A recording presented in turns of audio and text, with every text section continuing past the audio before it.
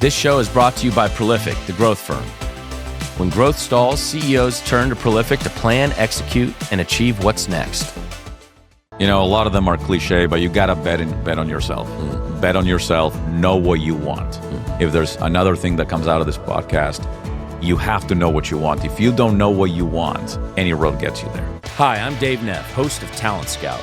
On this show, we shine a light on Indiana's next generation of leaders who are making a difference in business, community, and civic life. These are real conversations about purpose, mentorship, and building a future that matters. Join me as we invest in leadership that lasts. All right, welcome back to another episode of Talent Scout with Dave Neff. My guest today is Patricio Daneri. Patricio, welcome to the show. Dave, thank you so much. It's an honor to be here. Thanks for having me. Well, I am thrilled that you said yes. I know you're a busy man. You've got multiple businesses. You've got a big family, 4 daughters, married. So thank you for making time. You know, Patricio, I was thinking, I think we met 3 years or so ago, and we've really only been on a once or twice a year cadence. But every time I've been with you, you're not even 40 yet. I don't think so, at least not yet. Maybe a couple of years to go. There you go. I always leave inspired and thinking bigger, and you don't always find that maybe here in Central Indiana, people that just think big and challenge even those respectfully who they're sitting with to really dream bigger, right? And I think you embody that so well. So we're going to get into that today. But before we get there, Patricio, I want you to tell our audience about your childhood. You did not grow up in the U.S., so tell us about where you're from, what life was growing up, what was your family like, and then bring us into how you came over to America.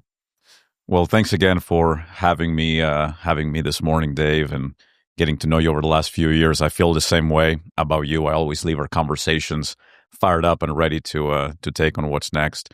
I was born in Argentina in South America. I lived there until I was a teenager, until the age of 16.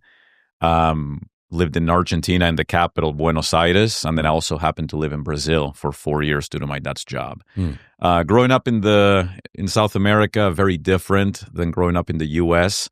We always watched the movies, we watched the TV shows, always wondered if life in the U.S. is really as good as the movies portray, and if school is just as good as the movies portray, and it really is. I got here at the age of 16, and I completed my sophomore, junior, senior years in Fort Myers, Florida. But yeah, growing up in Argentina, very different. In the 90s, early 2000s, the economy in Argentina was an absolute disaster, much worse than the financial crisis here in 2008. So yeah, it taught me a lot. People there, unfortunately, a lot of desperation. A lot of people don't have very basic needs.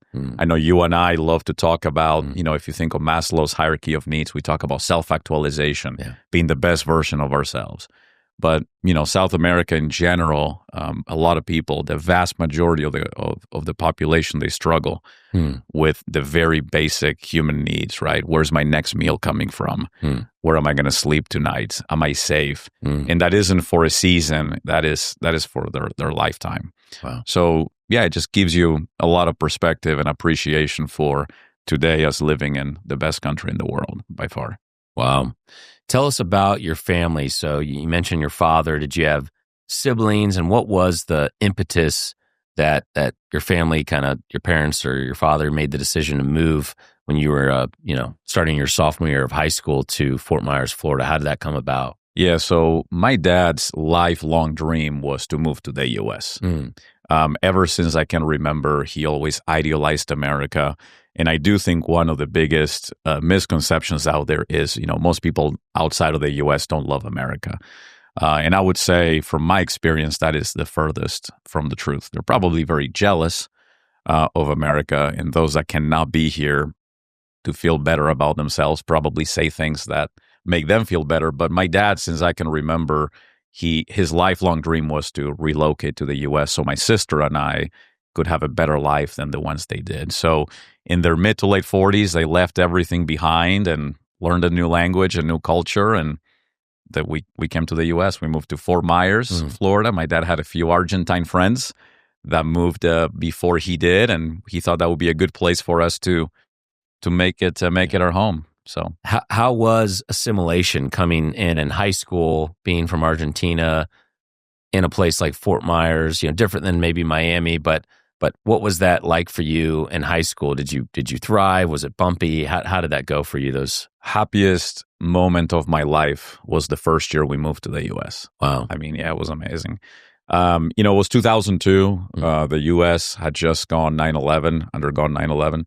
The country was very united. I had an immense sense of, I love this place. I want to be here. I remember wearing my American tie to school, almost every day, right? When I first moved here, dreaming of someday becoming a U.S. citizen, which I was able to do in 2010.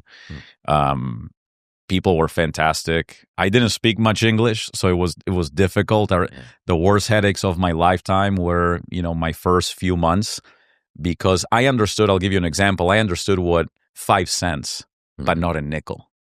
Things like that we take for granted today. Do you have a dime? Yeah.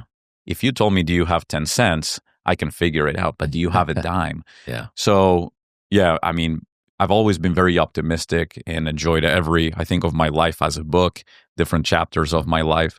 But my favorite chapter to date was coming to America. Wow. When the plane landed, we all got, you fly from Argentina overnight, you land into Miami, and then we drove Alligator Alley from Miami to Fort Myers. I mean, yeah, that was great. That was definitely as good as the world's in front of you. Yeah. Go get it. Greatest country in the world. Amen. We've got our challenges, but I agree. Well, that's fascinating. Thank you for sharing that. And so you finish high school in Fort Myers.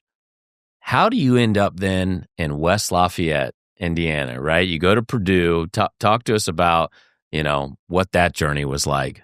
So in Fort Myers, I've always, we'll get to this. I've always sought mentors far older than me. People that have ran the race, succeeded at the race that I wanted to run. One of my early mentors, he's no longer with us, but a neighbor of ours, was a Boilermaker. And he had the Boilermaker train mailbox. Huge Purdue fan. So he was my first in Florida. Hey, if you're interested in engineering or business, this would be a fantastic school. So I had some criteria. I was able to get a really good scholarship to go to Purdue. I always wanted to live with snow. I've never, Argentina, hot, Florida, hot. I said, hey, I want to go to the other side. So that was important to me. And Purdue became my next home for 3 years, from 2005 until 2008. Did you visit before you came, or did you just apply, get accepted, and move to West Lafayette? I remember vividly. I applied, I accepted, I moved to West Lafayette. We drove with my dad, and we get into Indiana for the first time, and I'm like, I don't know, I don't know about this. We rented a Ford Escape. I'm a car guy, so I remember that. And but it turned out pretty good. Yeah, I'd say so. Well, back to what you said about you've always been somebody that sought out mentors. Where do you think that drive or curiosity comes from? Did it truly start in high school, where you just sort of took an interest and you were a noticer of people that had certain strengths or had success in certain areas of life, and so you intentionally sought them out? Where do you think that spark came from? That's a great question. I couldn't tell you when it started or why, other than, to me, it's very easy. If you want to get somewhere, why not seek counsel to those that have traveled that road before, right? If I love racing for fun. That's what I do for a hobby. Hey, before I get on this racetrack, let me go talk to people that have won races on this track, so they can tell me all the pitfalls, all the things to avoid, all the things to do. So since a very young age, I've never spent a lot of time with peers my own age. I think we are actually an exception. In my life, I've always, to this day, spent time with people. I think the sweet spot for me is 15 years my senior, because it's very relevant. You know what's coming around the corner, and you can really learn a lot from people that have traveled that road. But for me, as long as I can remember, I've always sought mentorship, probably since I first moved to the U.S., I would say. Yeah. Hang with people 15 years your senior. That's a good word. That would be my 30 years. They become your parents. You start to, they're too far out there. You have a difficult time relating. 15 years, a lot of the people in our circle, that we know really well, That's my sweet spot. Sort of a half generation ahead. Yes. Yeah. Yeah. That's what I gravitate to, and it served me really well. So 3 years at Purdue. So you sped through there. What was the undergrad major study for you? At the time, I think it's now called the Daniels School of Management. It was the Krannert School of Management. So we had management and accounting coming out of Purdue in 2000. Yeah, fundamentals of business. There you go. Yes, sir. So I believe during that time you had an internship with a pretty well known company here, little company called Eli Lilly and Company. Eli Lilly and Company. So how did you land that internship? What was that experience like? I was in charge of, it was called SMEF, School of Management Employers Forum, and that's the career fair that Krannert put together. So I got to meet General Motors, got a great offer, off of them. Got to meet Eli Lilly, got to meet Royal United, which we'll talk about. So in meeting with the recruiter, just to help her set things up, she said, hey, I think you'll be actually really good for a new sophomore internship we're starting. So I was there were 4 of us. I still talk to a few of those guys, but we were 4 sophomores going into our junior year, and then a ton of juniors going into senior year. Okay. So I actually did both. I did my sophomore year internship and my junior year internship. Okay. At Lilly. 2 summers at Lilly. 2 summers at Lilly. Fantastic. Incredible. And what was it a rotational? Were you in a certain part of Lilly's business those summers? My first summer, I was in capital asset management in the Brower building. I don't think they rented, leased that building. It used to be a school. And then I was over on procurement at LCC, Lilly Corporate Center on the main building. And I know during that time, you struck up a pretty unique relationship with former CEO at that time, Sidney Terrell. Is that right? That's right. How did that come to be? You're an intern and you're getting to know the CEO of a multinational. Yeah, I mean, Lilly was incredible. What they did for the interns spoils you for life. I remember going to my first 500, and the bus, fully escorted by police, takes you right into the center there by the golf course, and then after that, game over, right? So what they do for their interns is unbelievable. And one of the best things they do is they take you to the 12th floor. You get to work. The lowest possible intern gets to know the executive leadership team. So I had nothing to lose. So I talked to Sidney, and I got to know him enough to understand who he was and what he was all about. And he was born in Morocco. I was born in Argentina. We both had an accent. So I think we had some common things early on. And I just saw him a couple of weeks ago at the Indianapolis ISI, International Schools Gala. So, wow. Yeah, it was pretty good.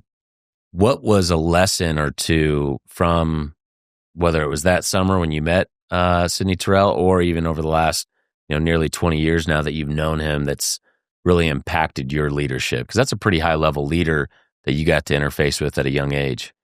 Anything is possible. And be you. Be you. Be you. Anything's possible. That's simple. It. I like it. Don't cater. Don't try to impress other people. Just be yourself. Yeah. And the sky's the limit. Wow. So you have a decision to make. You've done a couple internships with Lilly. You're finishing up at Purdue early. And I believe you had a pretty strong offer coming out of college to just go to Lilly, sort of a safe path. In 2008. In 2008. Not any year. Do you know what that was like? Oh, yeah, I started my career in 2007, so I know exactly what that was like. But you ended up having another opportunity to go work with Royal United Mortgage, local company here. In 2008. 2008, that's right. Talk to us about that decision point in your life, and why did you choose to go join Royal United Mortgage instead of maybe what some would say take the safe path and take a nice, well-paying job right out of school at Lilly? So my dad was critical in the decision. Everybody thought I was going to go to Lilly. You were a sophomore intern. There's very few of those. Junior intern. Love the brand. Love what it did. Everyone expected that to be the case. At the School of Management Employers Forum, I meet this small business. I meet this guy called Mike Kelleher. Mm-hmm. Forever changed my life. To this day, I owe everything to that guy. He taught me everything I know. And looking back, probably the single best decision career-wise I ever made was go to Royal United. $24,000 base pay and a lot of commission. Mm-hmm. And my dad said to me, listen, you're very lucky. You have no debt. My net worth was zero. Mm-hmm. And take this chance. You'll learn a lot. You can always go to Lilly. You can always go to the safe place. But you're likely not going to take a chance like you are now in 2 years when you get married or 5 years when you have children. Yeah. So the stars aligned, and I made $30,000 more my first year at Royal United than I would have otherwise. So It was a good move in that regard. And you went in to the mortgage business at arguably the toughest time in history, Exactly. 2008. What did you learn? And I want to talk about those, I believe, 5 years that you spent with Royal United Mortgage right out of school. What were some key lessons, insights from that time of your life, as well as just being in that business during that time? Everything. I mean, everything that I could have not started my own opportunity had I not had the 5-year real learnings at Royal United. I mean, to me, one of the biggest, I just saw his family because I talked to both Mike and Craig. They were the two principals at the business. I talk to them frequently now, but to me, the biggest miss is Mike Kelleher today is basically retired, and that is a huge miss. I mean, that guy is, that you should be interviewing him. You really should be. But, a lot of that business taught me, we ran that business 52 times a year. Not monthly, not quarterly, weekly. Yeah. Often semi-weekly, meaning twice a week, or bi-weekly, meaning midweek points. You run the business 52 times. That business taught me the reality is you win or you lose. There's no in between. There's no trying. You either succeed or you fail. So it's very black and white. You either close a mortgage and serve somebody or you don't. There is no, I almost closed it. I tried. Yeah. So it taught me a lot of discipline. It taught me process. It taught me you need to have a tool and a process for anything you do that's worth doing. Yeah. Replicating is critical for success. You got to be able to replicate.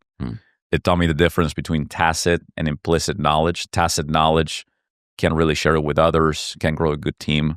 Therefore, put things in writing, replicate it, and be able to grow it. Thanks for joining us here on Talent Scout. We're going to take a quick break to hear from our sponsor, so stay tuned. This episode is brought to you by Prolific, the growth firm, helping visionary leaders accelerate growth. This fall, we're bringing that mission to life with the Prolific Growth Summit, an exclusive one-day experience at Rally on September 24th in Indianapolis. Hear from world-class voices like Patrick Lencioni, Hobby Lobby founder David Green, Goldman Sachs' Heidi Cruz, and NBA player and entrepreneur Jonathan Isaac. Join top CEOs and executives right here in our city. Learn more at prolificgrowthsummit.com.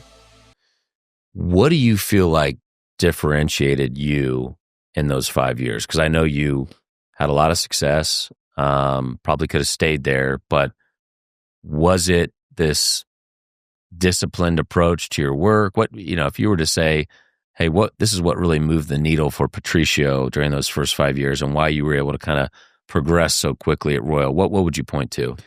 I knew exactly what I wanted. No. Which was what? Personally, was to get married right away, to be successful, to have a family, to live in a good house, have enough money for my wife to stay home. So you were focused. You weren't distracted with all the other... I was the most focused person in my 20s you'll ever meet. Yeah. And nothing got in the way of that. Nothing. Your priorities were crystal clear. Crystal clear. And I never once gave up on that. Yeah. Kelly will tell you I was relentless. Yeah. And she thinks I sacrificed my 20s, but I think I invested heavily in my 20s. Yeah. I've never had an ounce of alcohol my whole lifetime. Wow. A cigarette, drug, ever. I knew I was going in one direction. So if somebody tried to pull me in any other direction, I would say, nope. Yeah. I know exactly where I'm going. And to me, Dave, people, if people are listening to this, if there's one thing that I can say is you need to know what you want inside. And any day that you don't, imagine being a boat in the ocean and you're just going through the motions. No matter if you have tailwinds, headwinds, if you know where you're going, every day you should be making progress toward that objective. That's gold. One thing I learned at Royal United is how much of what by when. I live my life by that. How much of what by when. If you cannot answer that, good luck. How much of what by when. It's gold. Okay, so 2013. Now it's been a dozen years. You are managing director of Energy Harness. What inspired you to start Energy Harness in 2013? Totally new business, not a mortgage business. Talk us through that. So the one thing I did not like about Royal United is I couldn't really see my work.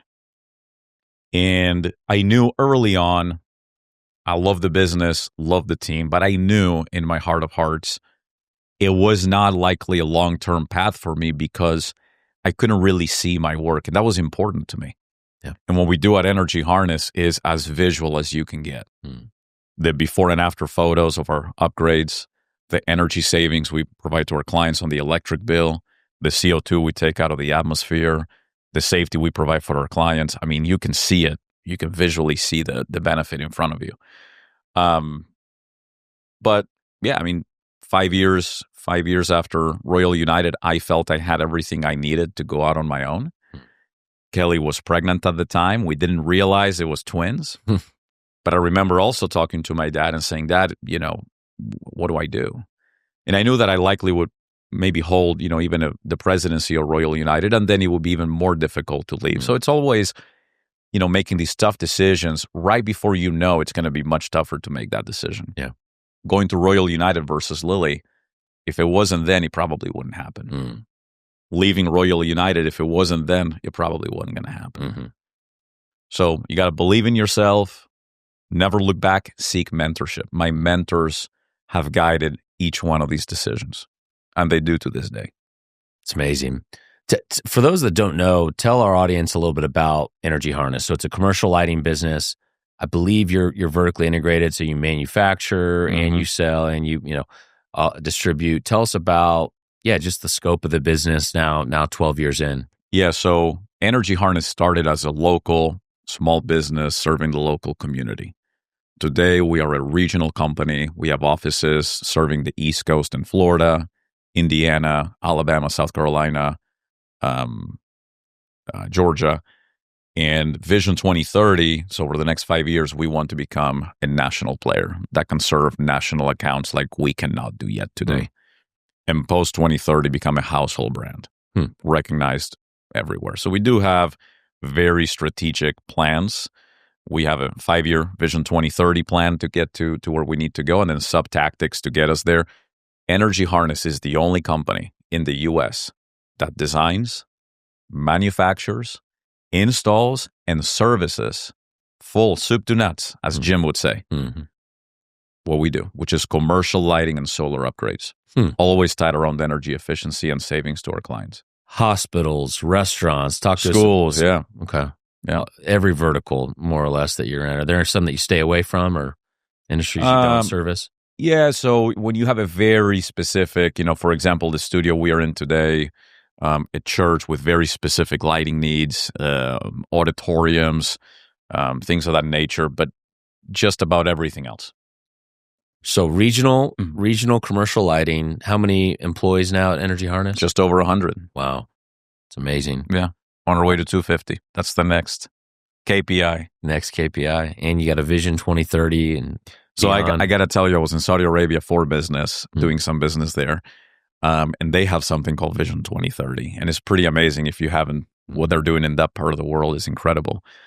So I said, oh, that sounds so good. I need my own Vision 2030. So I took it from Riyadh. I hear it's a country, I've not been to Saudi Arabia, though, that is almost trying to rebrand itself, right? Because a lot of people hear of it and maybe they don't have the best thoughts of Saudi Arabia, but the amount of innovation and entrepreneurship and development happening is... Look into the NEOM, which is this new vertically integrated new city.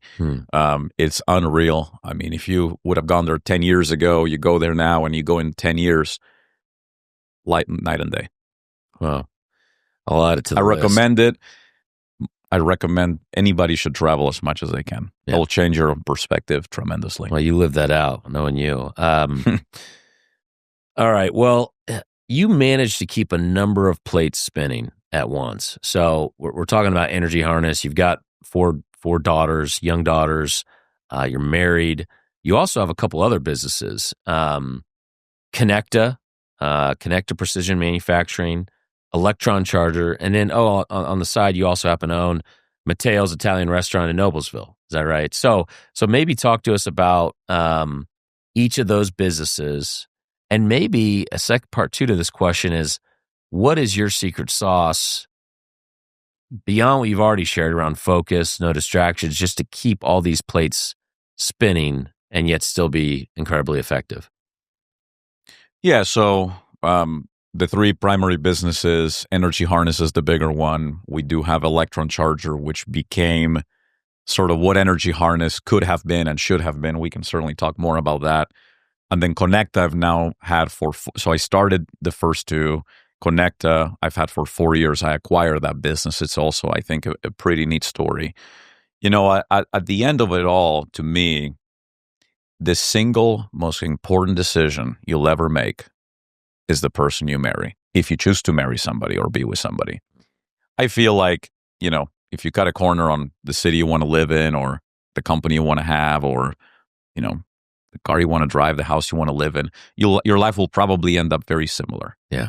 But your life will change dramatically if you mess up the person you end up with.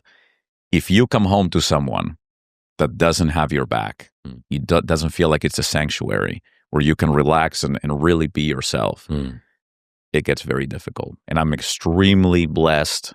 My silver bullet, no doubt, is my wife. Kelly. 100%. That's great. 100%. Maybe I should be interviewing her. You 100% should be. She is her, you know, and I have fantastic parents as well. I would say that's next. Yeah.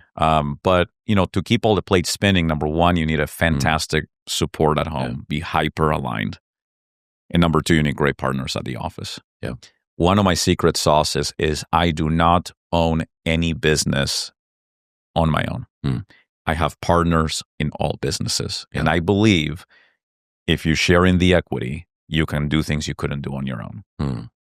What are things that you look for in those partnerships? You know, what are attributes? I mean, because partnership dynamics are a real thing, and oftentimes that's what derails, you know, a business. So what are some things, lessons learned of like, hey, this is sort of a non-negotiable if I'm going to partner up with you on a business? You know, I think Warren said this. Warren Buffett, he said he looks for attitude, intelligence, and integrity. And the third one is the most important, because if they have the first two and not the third, you're in real trouble. Yeah. So integrity, intelligence, and attitude. That's really good. A few more things, and I want to get into sort of your community involvement, because I know you're incredibly generous and engaged as well. What would you say is something you did in your 20s? You know, we got a lot of young people listening. That was a career accelerator for you. You could pick one thing, whether it was an experience, a program you were a part of, a decision you made, a mentoring relationship. What is something that you can look back on and say, this really accelerated my career? In a nutshell, is I learned how to sell. And if you know how to sell, you can do anything. Yeah. Because I really believe in selling, meaning you got to sell yourself. People need to believe in your mission, believe in who you are, believe in what you do. You have to believe in yourself. And I learned all this psychological, you know, selling, if you will, opportunities that exist. How to, hey, Dave, let me sell you on this opportunity. Come with me, right? So believing in yourself, knowing how to sell, knowing how to get to where you want to go. Learning to sell. I agree. And Mike Kelleher, taught me that better than anybody. Yeah. Yeah. I know with your staff at your various companies and even my own personal interactions with you, you like to help others dream big and stretch for personal or professional goals they might not think are even possible. I love it. Yeah. Where does that come from? I love it. I just told one of my favorite people today. He's having his best week ever, and I sent him a message this morning saying, Kevin, nothing brings me more joy than watching people in my team do things they never thought they could. And he gave me a fantastic, reply. It's the whole cliche that if you would just worry about helping people around you, you naturally raise yourself. I think things shift. I told you a little bit ago, you need to know what you want. And I think that doesn't really change over time, but the why does. Yeah. And I'll be honest, early on, it was about me. I want to do this because I want to make money. I want to look successful. It has really shifted in the last 5-10 years for me, as maybe 5 years. I want to see other people do well. I want to see other people accomplish their dreams. There's a lot of people on my team that I've known since I moved to the U.S. Most people don't know that, Dave. The first person I've met when I first moved to America in Florida that gave me a ride home is now my business manager at Energy Harness. He moved to Indiana. The second person I've met, so Sam was the first, Josh is the second in the U.S. when I was 16, is our audit manager at Energy Harness. My randomly assigned roommate at Purdue my freshman year in 2005. Senior head of engineering at Energy Harness. Wow. Nothing better than seeing these guys do well and do things I never thought they could do. What's your definition of success? To me, success is enjoying every day equally. I remember being at Lilly, being at Royal United, and Dave, the Thursday feeling every oh man, the weekend's around the corner. I can't wait. Weekend warriors, or the Friday, or the Sunday night, right? Yeah, Sunday scaries, yeah. I can genuinely tell you, I haven't had that for a good 10 years. And I love my Mondays as much as my Fridays and as much as my Saturdays. And that to me is success. When you believe you're in the right place because every single day you look forward to as much as the next.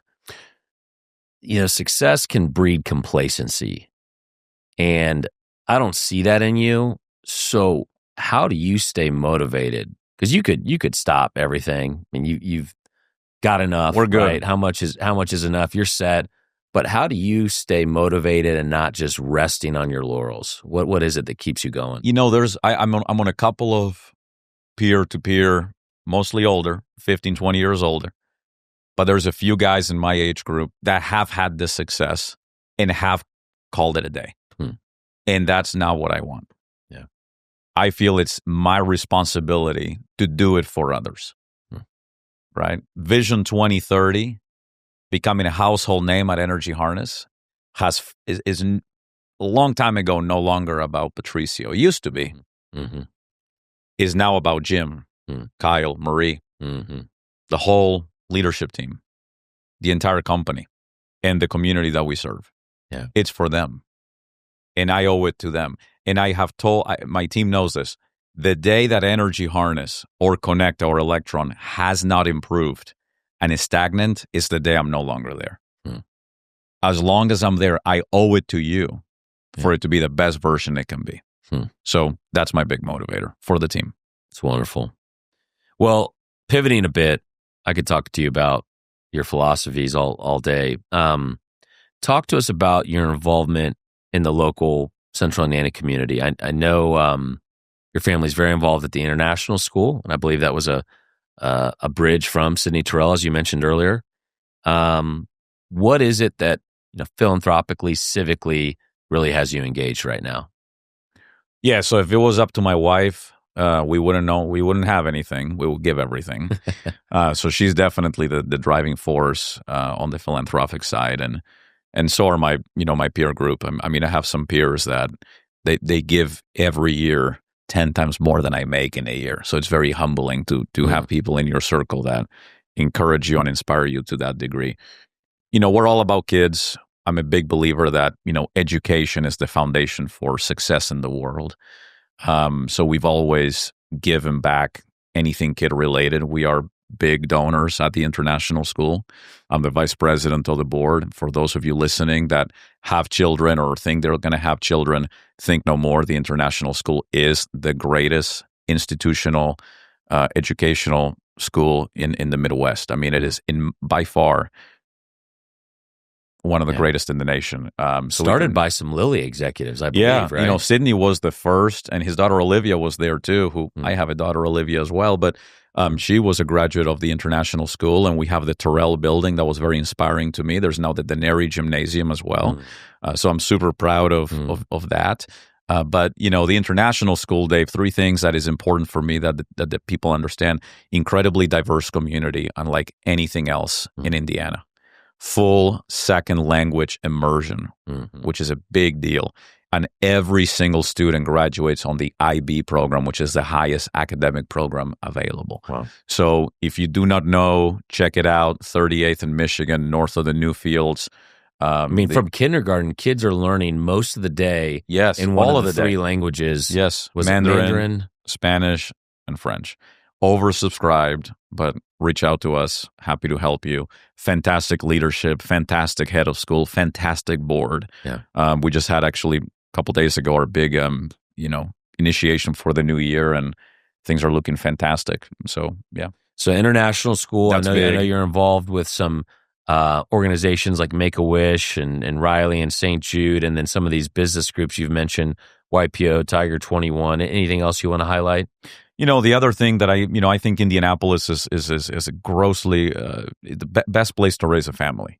I tell people I could live anywhere, and I choose Indianapolis. And I genuinely believe Indianapolis, Cincinnati, a lot of these Midwest towns are undervalued, and it's a great place. And because of it, one of my favorite parts about Indianapolis is the 500, that the Indianapolis Motor Speedway, the 500 itself, and there's something called the 500 Festival. Yes. And I know I need to get you closer to that, but the 500 Festival, I'm very close with. I'm on the board. If you don't know the 500 Festival, it is in parallel to the 500, but it does a great deal of good work on a yearly basis for the community. So I'm involved in that as well. We put up the mini marathon, the parade the day before the race. We just do a lot of great things. We have the Princess program, which we give scholarships back to young women. It's just an incredible organization as well. That's a great call out. Yeah, the 500. I really believe the Indy 500 is probably our state's greatest asset in terms of what are we known for internationally more than anything. Yeah, it's IMS and the Indy 500. Which we love as a client, by the way. Thank you, Penske Entertainment, for that. Yeah. So what's the future hold for Patricio? As I mentioned, not even 40 yet. What's something you're looking forward to? I would say the next 5 years, right? Vision 2030 is very focused, needing to stay the course for the greater good. Enjoying these, my little girls, my AT&T bars, as I call them, because they're just smaller versions of each other.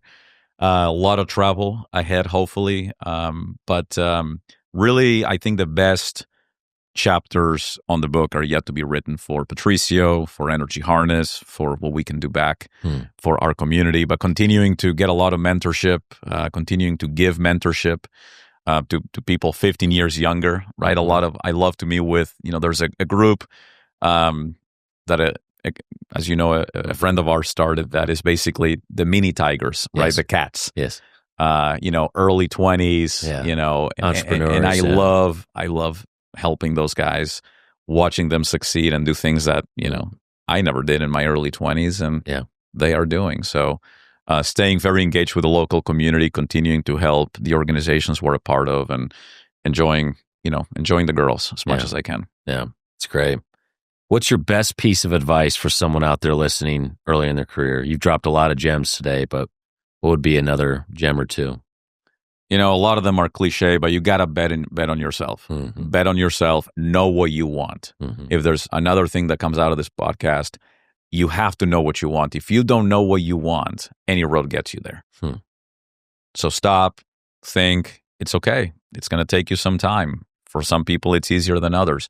But think about this. Any day that you're not crystal clear on your objectives, what are you doing? You're going through the motions. Well, and I think that can be intimidating. I think what you just said is great advice, but I try to counsel young people, your 20s are for learning. Some people don't know, right? They don't have that crystal clear vision maybe at 22 or 23 like you did. And so you've got to try some things. Like, you know what? I thought I'd like that. I don't like that. That doesn't light me up. That doesn't, that's great. You know, that drains me, right? So I've got to find that thing, the work that I do where hours go by and it's like, what just happened? Like those are the breadcrumbs, at least I try to counsel young people on, to say, figure out what those work streams or those activities are that hours can go by and it feels like nothing. Feels like nothing. Right? And with it, do not get comfortable. It's so easy, because think about middle school, high school, college. We're very uncomfortable. We have to get to the next level. So we are on growth mode. That you graduate, that you say, okay, now I have an opportunity to get comfortable. Yeah. And I think that's the enemy of success. The enemy of everything you want is comfort. Totally. You have to get comfortable getting uncomfortable and push yourself until you get to a place where you say, okay, this feels right. I love my Mondays as I do my Saturdays, one more than the other. That's when I know I'm in the right place. Until then, do not settle. Patricio, this has been a fascinating conversation. We might have to have you back for part 2 because I've got a lot more questions, but thanks for all that you're doing to employ individuals in our state, to give back, to be a loving, husband, father. I count it an honor to see you as a friend and look forward to finding ways to work and improve our community together. So thanks for being on today. Dave, thank you for hosting me today, and it's been a pleasure. Thank you.